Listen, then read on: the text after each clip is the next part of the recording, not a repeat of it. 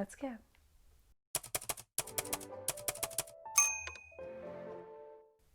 Welcome back. Today it's Chapter 7 of The Turn of the Screw by Henry James.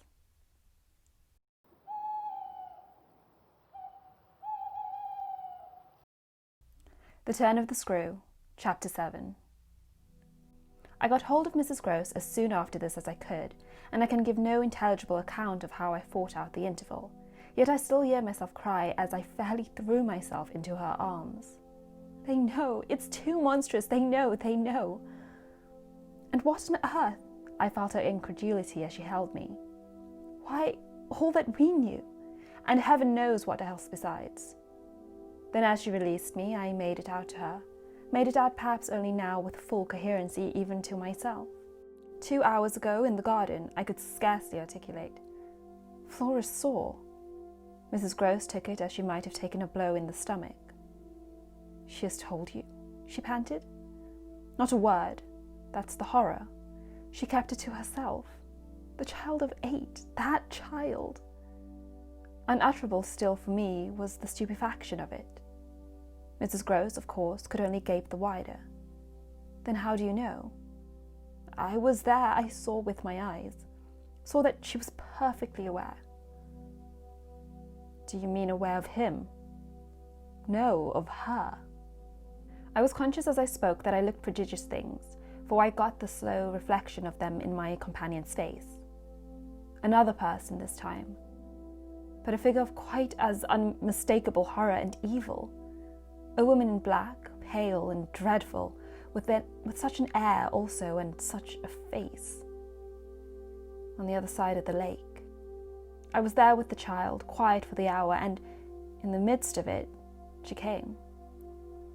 Came how? From where? From where they come from. She just appeared and stood there, but not so near, and without coming nearer. Oh, for the effect and the feeling, she might have been as close as you. My friend, with an odd impulse, fell back a step. Was she someone you've never seen? Yes, but someone the child has, someone you have. Then, to show how I had thought it all out, my predecessor, the one who died. Miss Jessel. Miss Jessel, you don't believe me? I pressed. She turned right and left in her distress. How can you be sure? This drew from me, in the state of my nerves, a flash of impatience. Then ask Flora, she's sure. But I had no sooner spoken than I caught myself up. No, for God's sake, don't. She'll say she isn't, she'll lie. Mrs. Gross was not too bewildered instinctively to protest. How can you? Because I'm clear. Flora doesn't want me to know. It's only then to spare you. No, there are depths. The more I go over it, the more I see in it. And the more I see in it, the more I fear. I don't know what I don't see and what I don't fear. Mrs. Gross tried to keep up with me. You mean you're afraid of seeing her again? Oh, no, that's nothing now. Then I explained. It's of not seeing her. But my companion only looked wan. I don't understand you. Why, it's that the child may keep it up. And that the child assuredly will, without my knowing it. At the image of this possibility, Mrs. Gross, for a moment, collapsed, yet presently to pull herself together again, as if from the positive force of the sense of what, should we yield an inch, there would really be to give way to. Dear, we must keep our heads, and after all, if she doesn't mind it. She even tried a grim joke. Perhaps she likes it. Like such things, a scrap of an infant. Isn't it just a proof of her blessed innocence? My friend bravely inquired. She brought me, for the instant, almost round. Oh, we must clutch at that, we must cling to it. If it isn't proof of what you say, it's a proof of God knows what. For the woman's a horror of horrors. Mrs. Gross at this fixed her eyes a minute on the ground, then at last raising them. Tell me how you know, she said. Then you admit it's what she was? I cried. Tell me how you know, my friend simply repeated. No, by seeing her, by the way she looked. At you, do you mean, so wickedly? Dear me, no. I could have borne that, She gave me never a glance. She only fixed the child. Mrs. Gross tried to see it. Fixed her? With such awful eyes. She stared at mine as if they might really have resembled them. Do you mean of dislike? God help us, no, of something much worse. Worse than dislike. This left her indeed at a loss. With a determination indescribable, with a kind of fury of intention. I made her turn pale. Intention. To get hold of her.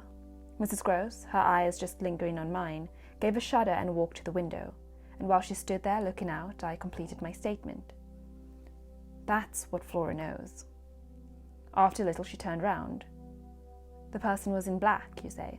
In mourning, rather poor, almost shabby, but yes, with extraordinary beauty. I now recognized to what I had at last, stroke by stroke, brought the victim of my confidence, for she quite visibly weighed this.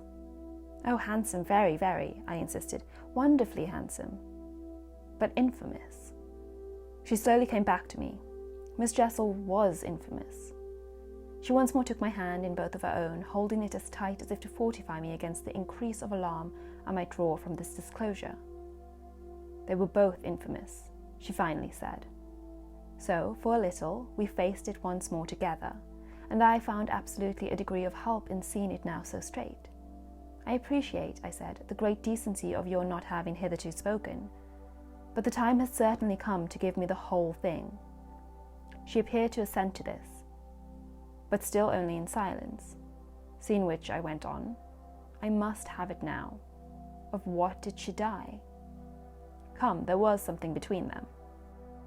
There was everything. In spite of the difference. Oh, of their rank, their condition, she brought it out woefully. She was a lady. I turned it over. I again saw. Yes, she was a lady. And he so dreadfully below, said Mrs. Gross. I felt that I doubtless needn't press too hard, in such company on the place of a servant in the scale. But there was nothing to prevent an acceptance of my companion's own measure of my predecessor's abasement. There was a way to deal with that, and I dealt, the more readily for my full vision, on the evidence of our employer's late clever, good-looking own man, impudent, assured, spoiled, depraved. The fellow was a hound.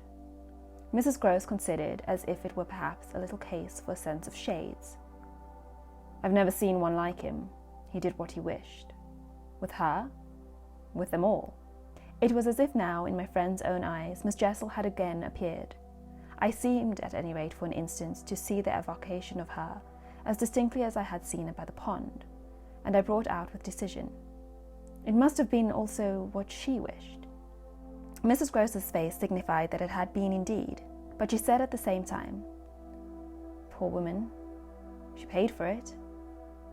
"Then you do know what she died of?" I asked. "No, I know nothing. I wanted not to know. I was glad enough I didn't, and I thanked heaven she was well out of this." "Yet you had then your idea?" "Of her real reason for leaving? Oh, yes.